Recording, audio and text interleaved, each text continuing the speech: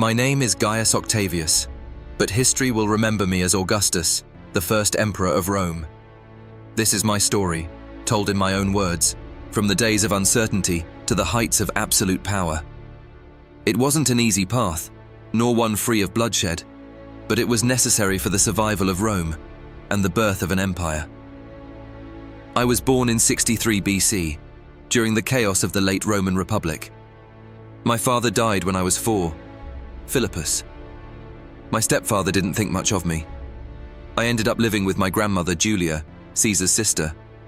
My great-uncle, Julius Caesar, was the most powerful man in Rome, and he saw something in me, a quiet strength, a cunning mind, perhaps even the potential to continue his legacy. Caesar didn't have a male heir, so he took me under his wings. I accompanied him on military expeditions, public processions. He even made me a member of the Roman priests. Considering he was the chief priest, it wasn't too hard. Little did I know then, I would carry the weight of that legacy on my shoulders, heavier than I could have ever imagined. He was preparing me to lead our family. When I was just 18, Caesar was assassinated. March 15th, 44 BC, the Ides of March.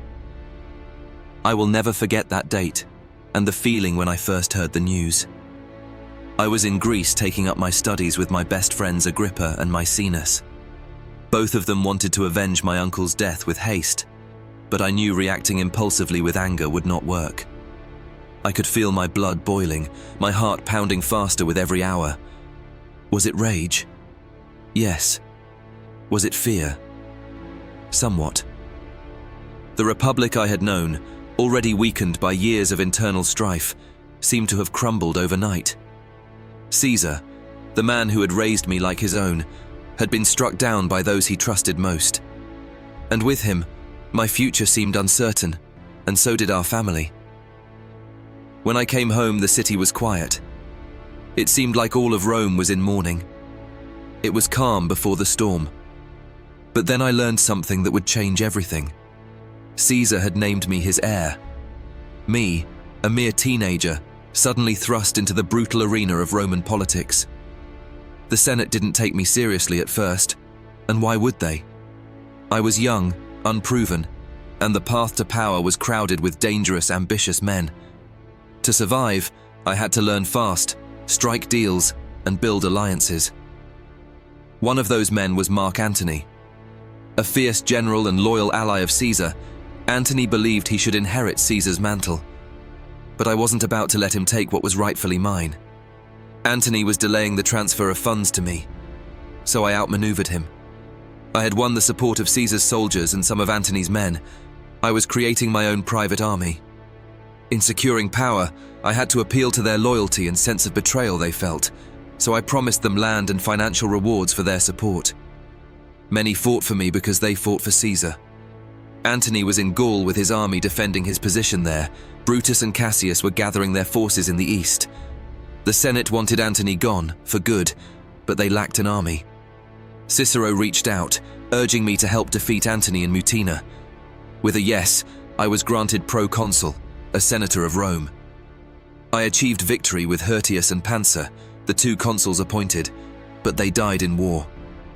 With their deaths, Cicero and the Senate only had me to depend on for protection, as they waited for Brutus and Cassius to save them, to save Rome. Cicero thought he could control me. After all, what did I know about politics? With money and a famous name, anyone can grow an army.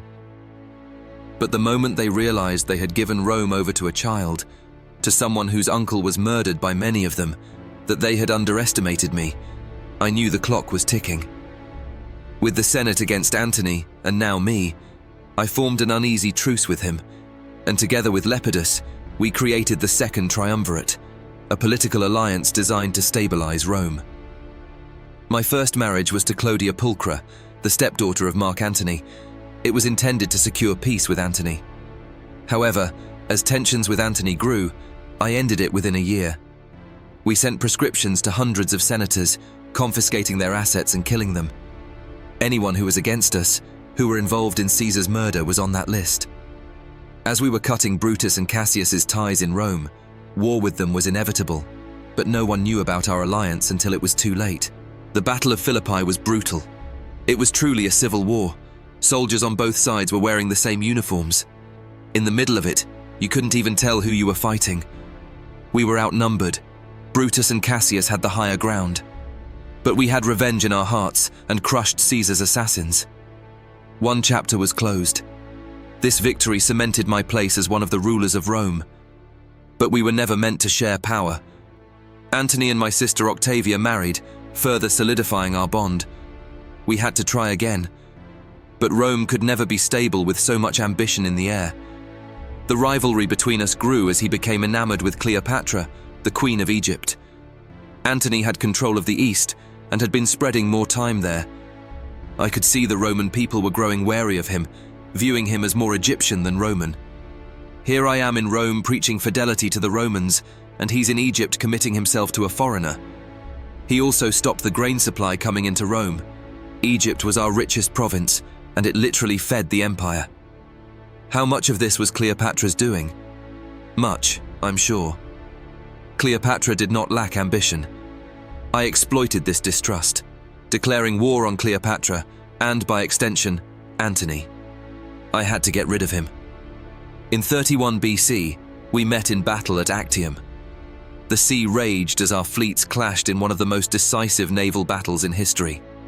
My forces, commanded by my brilliant general Agrippa, emerged victorious. Antony and Cleopatra fled back to Egypt, where they took their own lives. Caesarion had to be captured and killed as well. Was he a threat? Not really, but he was still Caesar's blood, a chess piece I did not want on the board.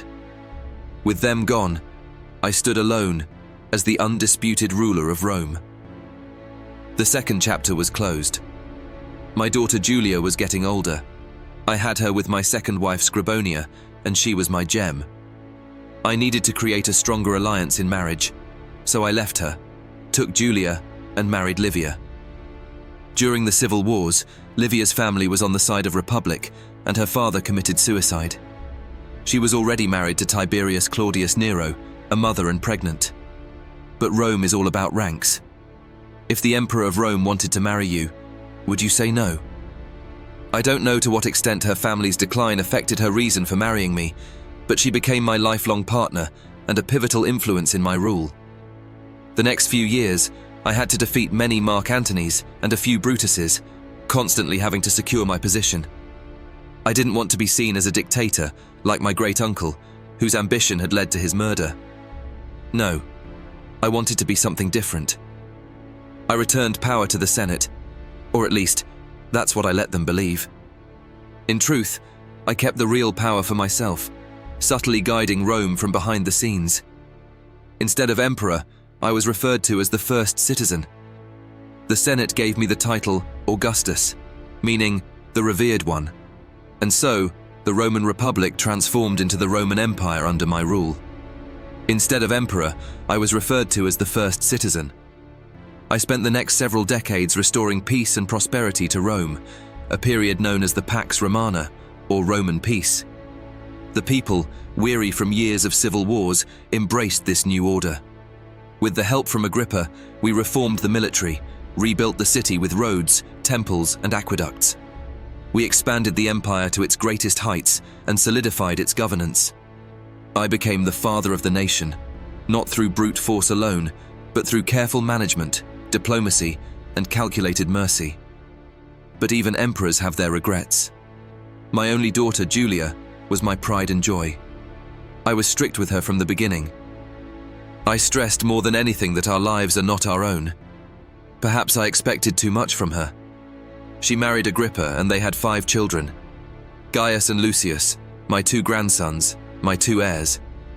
I adopted them at a young age, preparing them for their future roles as I was. Julia soon became a pawn in the political games of marriage and alliance, and her wild behavior forced me to exile her in the end. I never saw her again. I wasn't going to let my daughter be my Achilles' heel. Gaius and Lucius showed great promise in civil matters, and on the battlefield, the daily worry of having an heir subsided. But within 18 months, I had lost both my grandsons. Lucius was 20 years old, and Gaius was 24. Out of all my losses, I think I missed them the most. The gods gave me power, but they denied me peace in my own family. I had no choice but to adopt my stepson Tiberius as my heir. He was capable, but only history will tell if he succeeds or not. My final chapter? In the end, I lived not for myself, but for Rome. I ruled for over 40 years, outliving most who knew me as a young man. When death came near, I asked myself, or maybe Caesar, have I played my part well? And yes, I believe I did. I found Rome a city of brick and left it a city of marble. I can rest knowing I did my best. History will call me the first emperor, the founder of an empire that stretched across the known world. But I am simply Augustus, a man who turned fate into greatness, for better or worse.